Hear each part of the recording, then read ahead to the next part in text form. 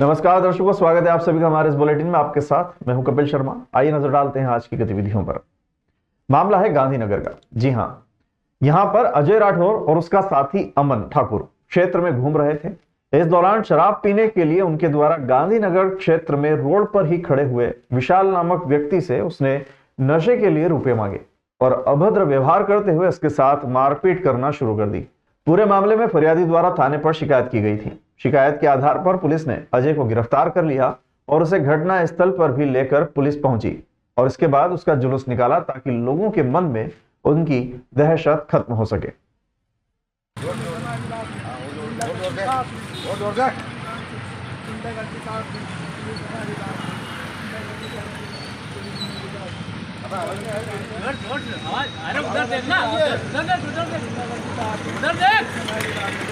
करीब ये 2 साल पुरानी घटना है। उसमें पुलिस से झुमाझटकी की थी। इसमें दो दांत अपराधी अजय राठौर कल जो महेश बितलानी करके एक लड़का है, विशाल बितलानी, उससे इसने शराब पीने के लिए पैसे मांगे थे और इससे कुछ हमला किया था। इसकी सूचना मिलने पर FIR दर्ज की गई और टीम इसको तलाशने के लिए भेजी तो ये तलवार लिए घूम रहा था। जो घूमटगिरी के पास इसको तलवार से पकड़ा और 25 आमचक का मुकदमा कायम करके दूसरे अपराध में इसके सामने गिरफ्तारी की गई और इसका हमने पूर्व में जिला बदर भी पेश किया है और ये पत्रकार कार्य किया है। बदमाश का किसी बड़ी वारदात को अंजाम देने की नीयत से घूम रहा था, किसी को मारने की फिराक में था। ये तो आतंकवादी हैं, तो इनका डर होता है कि जीवनचर्या जो है लोगों को टपका की शुरू होती है। ऐसे लोगों का जो है जेल में रहना ही जो है आम जनता के लिए ठीक है। इंदौर नगर निगम स्वच्छता सर्वेक्षण 2024 में लगातार 8वीं बार शीर्ष स्थान हासिल करने के लिए पूरी प्रतिबद्धता और ऊर्जा के साथ जुटा हुआ है। इस बार नगर निगम ने इस उद्देश्य को पाने के लिए 100 करोड़ रुपए का बजट भी तय किया है। इस धनराशि का उपयोग शहर की सड़कों की मरम्मत, पैचवर्क, पेवर ब्लॉक लगवाने, दीवारों पर पेंटिंग और अन्य सौंदर्यीकरण कार्यों के लिए किया जा रहा है। इस साल इंदौर को स्वच्छता सर्वेक्षण 7 स्टार रेटिंग और वाटर प्लस सिटी के लिए भी सर्वेक्षण में हिस्सा लेना है। इन तीनों ही लक्ष्यों को पाने के लिए नगर निगम कड़ी मेहनत कर रहा है। हाल ही में 7 स्टार रेटिंग के तहत शहर में पेवर रिफिक्सिंग और नए पेवर ब्लॉक लगवाने की प्रक्रिया शुरू की गई है। इस काम को तेज गति से अंजाम देने के लिए हर पार्षद को विशेष बजट भी आवंटित किया गया है। शहर की सुंदरता को और निखारने के लिए HD वॉल पेंटिंग का भी व्यापक स्तर पर उपयोग किया गया है। ये दीवारें न केवल सौंदर्य को बढ़ा रही है बल्कि शहर वासियों को स्वच्छता के प्रति जागरूक करने का संदेश भी दे रही है। आपने देखा होगा कि हर बार से ज़्यादा इस बार का ब्यूटिफिकेशन 3D है। तो 3D इंदौर जो है, डिजिटल इंदौर जो है, और खूबसूरती में भी डिजिटलाइजेशन हो रहा है।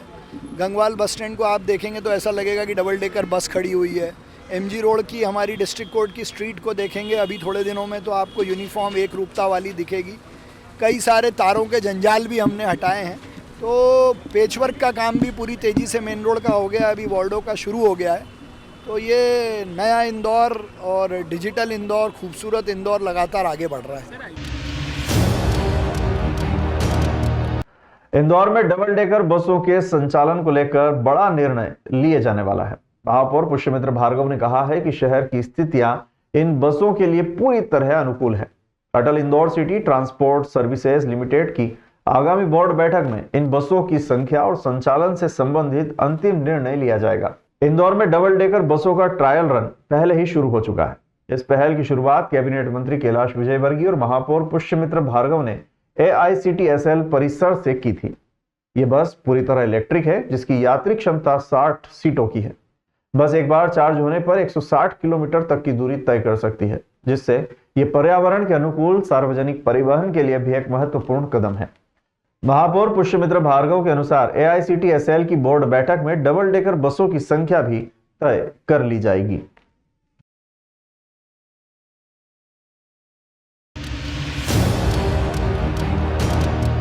इंदौर के BRTS को समाप्त करने की घोषणा मुख्यमंत्री मोहन यादव ने की है, जिसके बाद यह मुद्दा शहर में बहस का विषय बन गया है। इस प्रोजेक्ट को लेकर अलग अलग विचार और प्रतिक्रियाएं भी सामने आ रही हैं। इंदौर के नागरिकों ने ट्रैफिक प्रबंधन के दृष्टिकोण से BRTS को हटाने के फैसले को उचित ठहराया है, लेकिन इसके साथ ही गहरी नाराजगी भी व्यक्त की है। लोगों का कहना है कि सरकार बिना किसी ठोस योजना और भविष्य को ध्यान में रखे फैसले ले रही है, जिससे जनता के कर के पैसे का दुरुपयोग हो रहा है। कई नागरिकों ने मांग की है कि इस परियोजना पर हुई भारी खर्च की जिम्मेदारी तय की जाए और ये राशि अधिकारियों से वसूली जाए। कांग्रेस ने इस निर्णय को लेकर सरकार पर तीखा प्रहार किया है। विपक्ष का सवाल है कि बीआरटीएस हटाने के बाद यात्रियों के लिए वैकल्पिक परिवहन व्यवस्था क्या होगी।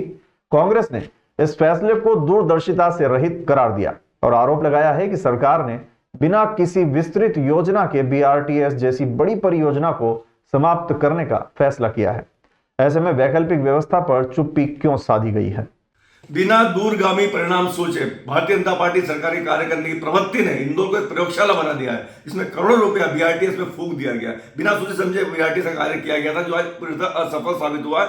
बीआरटीएस को हटाने का हम भी स्वागत करते हैं, लेकिन महत्वपूर्ण यह है कि इसके लिए कोई वैकल्पिक व्यवस्था क्या है। हजारों की तादाद में छात्र, महिलाएं, नौकरी पेशा लोग इसमें सफर करते, सार्वजनिक परिवहन इनके उपयोग की चीजें। अब ये बताएं, जब इसे हटाया जाएगा तो इसके लिए वैकल्पिक व्यवस्था क्या की गई है ताकि सार्वजनिक परिवहन के साधन उपलब्ध हो सके इन लोगों को। बीआरटीएस में तो 3-3, 4-4 अरब रुपया लगा दिया। उनकी मर्जी से न कर लिया। वो जनमत संग्रह, कोई कमेटी, कोई समिति नियुक्त करके से पूछताछ करी क्या? मनजाने काम करते हैं। जनता का पैसा गटर में डाल दिया। उन अधिकारियों से वसूलो, उन्हें माकन दुकान बेच दो और उनसे पैसा ले आओ। चाहे जो मनजाने काम करना, उसकी जगह पुल बना देते तो 100-200 साल काम आता। 3-4 अरब रुपये लगाया, इसको तोड़ रहे हैं, फिर वापस कोई नई चीज़ लगाएंगे। ये तो जनमत से पूछते क्यों नहीं है? 1000 आदमी से राय लियो ना, तुम करने वाले होते कौन हो? सर नज़रिया तो ये कि ये अच्छा है। बहुत पहले इसको हट जाना था, बनाना ही नहीं था पहली चीज़ तो इसको।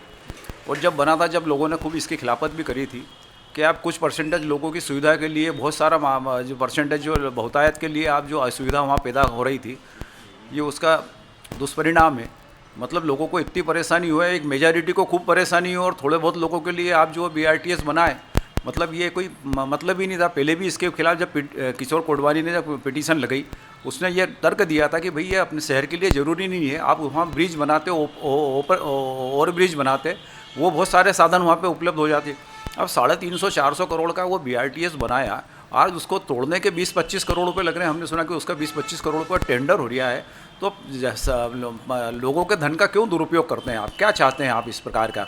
अभी जैसे बड़ा बांगड़ा में, टिकरिया बादशाह में, नंदबाग में आपने मकान तोड़ दिए, लेकिन जब मकान बन रहे थे, जब वहाँ का पटवारी, जब वहाँ का तहसीलदार, जब वहाँ का जो भी जेठो या कोई, वो क्या कर रहा था? कोई एक दिन में तो मकान बनते नहीं है। लेकिन अब जब जिन लोगों ने बेचारों ने आशियाना बना दिया है, उनके तोड़ना चालू कर दिए। अब वो कहाँ जाएंगे? लोगों का एक मकान, एक दुकान, एक ब्याह में लोगों का जीवन पूरा हो जाता है। लेकिन अब ये इस प्रकार अगर तोड़ा फोड़ी करना है तो पहले आप, जब आपके पास मास्टर प्लान का, जैसे अभी छोटा बांगड़ा का है, MR5 का रोड है, अब वो MR5 का जब आपने वहाँ जब बन रहे थे तो आप MR5 पे क्या कर रहे थे इतने दिनों से? इंदौर नगर निगम ने शहर की सौंदर्य वृद्धि और भाषा को बढ़ावा देने के उद्देश्य से एक नई पहल की शुरुआत की है। इस पहल के अंतर्गत जिला कोर्ट के आसपास स्थित व्यावसायिक क्षेत्रों में सभी प्रतिष्ठानों के साइन बोर्ड को एक समान आकार, डिजाइन और भाषा में प्रदर्शित करने की योजना बनाई गई है। खास बात यह है कि इन साइन बोर्ड पर लिखावट केवल हिंदी भाषा में होगी। महापौर पुष्यमित्र भार्गव ने इस योजना के महत्व को रेखांकित करते हुए बताया है कि यह प्रयास शहर की पहचान को सुदृढ़ करने के साथ साथ स्थानीय संस्कृति और भाषा को भी प्रोत्साहन देगा।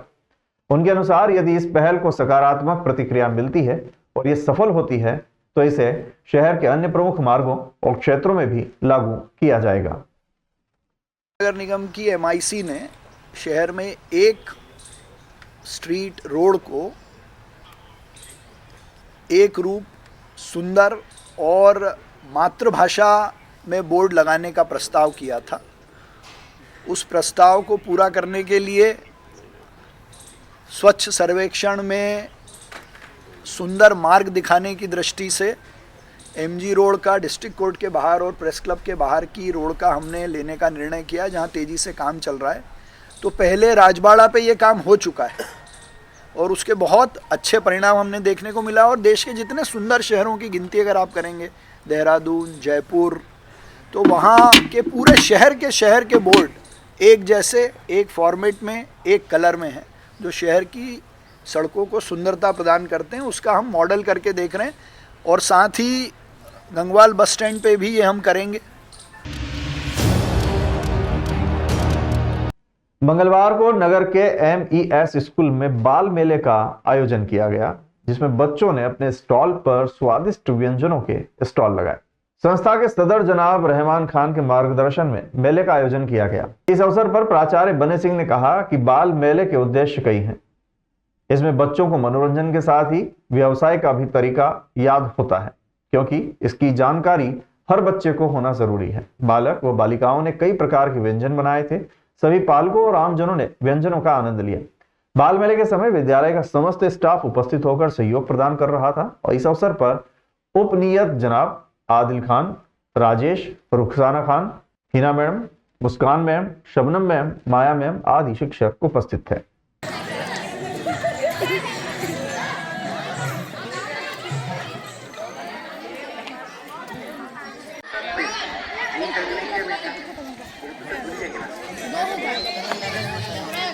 तो ये बना ले।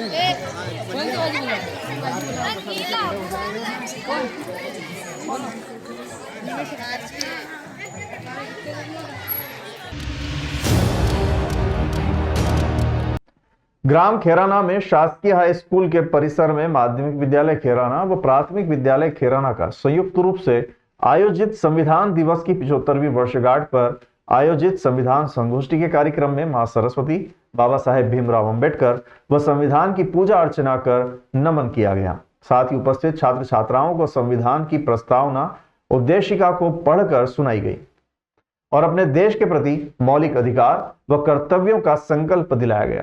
साथ ही संविधान की 75वीं वर्षगांठ पूर्ण होने पर संविधान की रक्षा की शपथ भी दिलवाई गई। कार्यक्रम में मुख्य वक्ता के रूप में पूर्व सरपंच राधेश्याम सूर्यवंशी खेराना ने संबोधित किया। उन्होंने कहा कि छात्र छात्राओं को संविधान में प्रदत्त मौलिक अधिकार कर्तव्यों का सदुपयोग करने का आह्वान किया गया और कहा कि भारत का संविधान लोकतांत्रिक मूल्यों का व मौलिक अधिकार व कर्तव्यों का धर्म ग्रंथ है। इस अवसर पर सामाजिक कार्यकर्ता कमल सिंह परिहार, पर्वत सिंह, मेहरबान सिंह, प्राचार्य घनश्याम शर्मा, प्रधानाध्यापक बबीता जैन, प्रधानाध्यापक मोहम्मद काजी, सुनीता राठौर, इमरान खान, बाबूलाल शर्मा, राधेश्याम शर्मा, रंजना शर्मा, नीतू राठौर, मोहनलाल मेघवंशी, मुरली मनोहर बसिया, राजकुमार सोलंकी व सभी विद्यालय के छात्र छात्राएं मौजूद थे। एकता और अखंडता सुनिश्चित करने वाली बंधुता बढ़ाने के लिए दृढ़ संकल्प होकर अपनी इस संविधान सभा में आज तारीख 26 नवंबर 1949 ईस्वी मिति मार्क्सिस्ट शुक्ला। पुलिस थाना मनावर द्वारा अवैध गांजे के हरे पौधे 610 जब्त किए गए। पुलिस महानिदेशक महोदय मध्य प्रदेश भोपाल द्वारा चलाए जा रहे अवैध मादक पदार्थों जिसमें गांजा, चरस, अफीम के रोकथाम व धरपकड़ अभियान के तहत पुलिस महानिरीक्षक ग्रामीण जोन इंदौर अनुराग, उप पुलिस महानिरीक्षक ग्रामीण जोन इंदौर निमिष अग्रवाल व मनोज कुमार सिंह, पुलिस अधीक्षक जिलाधार के निर्देशन में एवं इंद्रजीत बाखलवाल अतिरिक्त पुलिस जिलाधार एवं अनु बेनीवाल IPS अनुविभागीय अधिकारी पुलिस मनावर के मार्गदर्शन में चलाए जा रहे अवैध मादक पदार्थों की रोकथाम व धरपकड़ अभियान के तहत थाना मनावर पुलिस को बड़ी सफलता मिली। घटना का विवरण इस प्रकार है कि दिनांक 25/11/2024 को मुखबिर की सूचना पर निरीक्षक ईश्वर सिंह, उप निरीक्षक नीरज कोचले, चौकी प्रभारी उमरबन, उप निरीक्षक अश्विन चौहान, चौकी प्रभारी बाकानेर के नेतृत्व में टीम गठित कर मुखबिर के बताए गए स्थान ग्राम पीपलिया मोटा पहुंचे, जहां पर उप निरीक्षक अश्विन चौहान एवं उनकी टीम द्वारा आरोपी ओंकार पिता जगन जाति भिलाला निवासी पीपलिया मोटा के खेत से कुल गांजे के हरे पौधे 130, कुल वजन लगभग 260 ग्राम जब्त कर अपराध पंजीबद्ध किया गया एवं उप निरीक्षक नीरज कोचले एवं उनकी टीम द्वारा आरोपी चैन सिंह पिता प्रताप जाति भिलाला निवासी पीपलिया मोटा एवं कालू पिता प्रताप सिंह भिलाला निवासी पिपलिया मोटा के खेत में कुल गांजे के हरे पौधे 480 जिनका वजन लगभग 643 किलोग्राम जब्त कर अपराध पंजीबद्ध किया गया। कुल गांजे के पौधे जब्त किए गए हैं जो कि 610 है और इनका वजन लगभग 903 किलोग्राम है।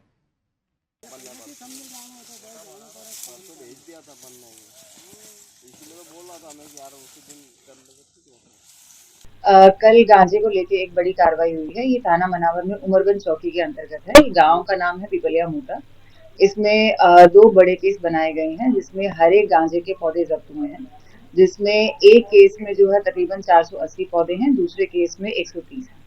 तो कुल पौधे हमारे पास 610 जब्त हुए हैं जिनका वजन जो है वो तकरीबन 903 किलो रहेगा।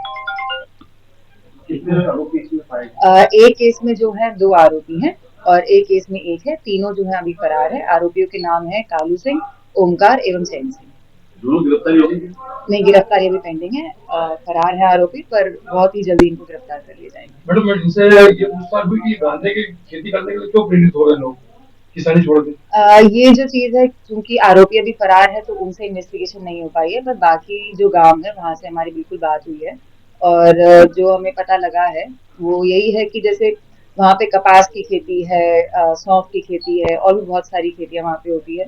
तो क्योंकि इन लोगों को लगता है कि इसमें ज्यादा आमदनी रहेगी तो इसीलिए प्रेरित हो जाते हैं। पर हमने सरपंच से भी बात करी है, जो पिछले सरपंच थे और जो अभी उप सरपंच है वहाँ के पटवारी, सबसे हमने बातचीत करी है। तो सिर्फ इतना ही नहीं है कि हम FIR दर्ज करके इसको खत्म कर लेंगे। वहाँ पे टाइम अनुसार जो है वहाँ पे जाया जाएगा, बात करी जाएगी और कोशिश करी जाएगी कि किस तरीके से इनको जो है इस चीज से बिल्कुल बाहर निकाल दिया जाए। मैडम, एक चीज और आती है इसमें कि जैसे राजस्व विभाग द्वारा इसकी गिरदावरी की जाती है, किस खेत में कौन सी फसल हुई है, तो क्या उस गिरदावरी में ये इसका उल्लेख आता है? इसके बारे में हमें जानकारी नहीं है, पर इसके बारे में बात जरूर करी जाएगी और रिकॉर्ड्स देखे जाएंगे कि क्या उल्लेख किया गया था या नहीं किया गया। ग्राम भाग्यापुर में पति पत्नी के घरेलू विवाद के चलते पति ने की पत्नी की हत्या। मृतका का नाम बबलीबाई बताया जा रहा है, जिनकी उम्र लगभग 30 साल है और निवासी ये है ग्राम भाग्यापुर की। आरोपी इनका पति ही है, जिनका नाम मुकेश, पिता मांगीलाल डावर, जाति डावर, निवासी ग्राम भाग्यापुर है। घरेलू विवाद के चलते घटना दिनांक 24 नवंबर की बताई जा रही है, जब पति पत्नी के बीच करीब शाम 7 बजे विवाद हुआ। पति ने कुल्हाड़ी व डंडे से मारपीट कर हत्या कर दी। फिलहाल इसके पति को गिरफ्तार कर लिया गया है। उक्त कार्रवाई में उप निरीक्षक मनोज पाटीदार, कार्यवाहक प्रधान आरक्षक भारत सिंह डाबर, आरक्षक मनिया सोलंकी सराहनीय योगदान दे रहे थे। देश विदेश गांव शहर सब पे नजर, सबकी खबर, नया रूप है नए है रंग, सबको समेटे अपने संग। आपका अपना शहर का सपना दैनिक अवंतिका, दैनिक अवंतिका, दैनिक अवंतिका। खेल राजनीति फिल्मी बातें सब कुछ ही हम इसमें पाते। घर होटल ऑफिस या दफ्तर, क्लर्क प्यून या हो फिर अफसर, सबका चहेता सबका प्यारा दैनिक